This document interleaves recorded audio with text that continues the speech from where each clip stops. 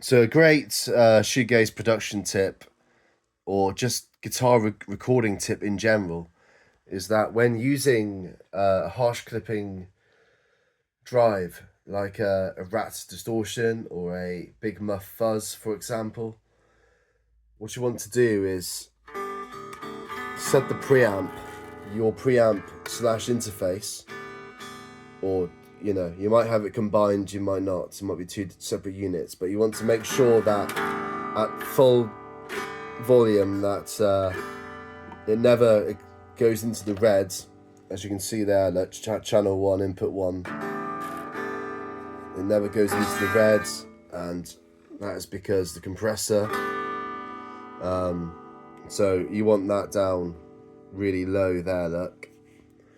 But I'm using a nano compressor, so when using the hardware compressor units, you want to ensure that you've got a high threshold, so you allow the transients through, but then you want the ratio maxed out, so it turns the compressor into a limiter effectively, because anything from 10 to 1 above is basically limiting. It's squashing the sound down. It's making sure it doesn't clip, which is great. So you want that in tandem with a low input signal in your interface preamp, really.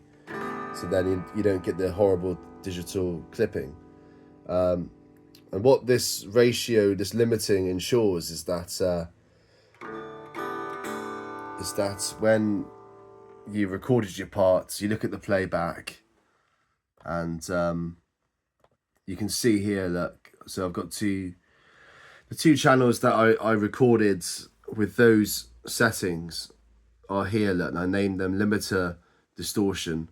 And when you see the meters down here, look, this corresponds with those two channels there. You can see that when I do the playback, when I loop it up here, this real noisy section, the noisiest part of the song, you can see that it never exceeds 0 dB as I play, and it never drops down. This is what the beauty of the limiter does on the Elise's nano compressor. So you can see we're playing back here, look. See that other channels that I recorded with different settings, it's falling below 0, it's wobbling about, but this is very consistent.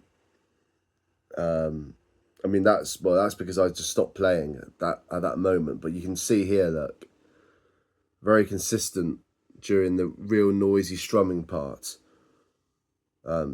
Just stuck at 0 dB, look, and then it only drops when I